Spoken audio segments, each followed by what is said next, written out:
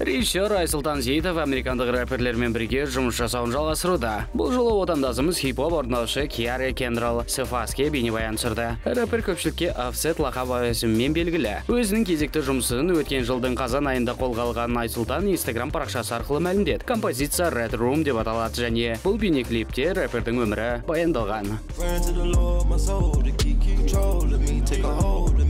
Bitches ain't shit, got exposed by E. So naive, cold in the street, sleep on my feet. Money turn homies to zombies to eat. Bitch, my grandma, she was humble and sweet.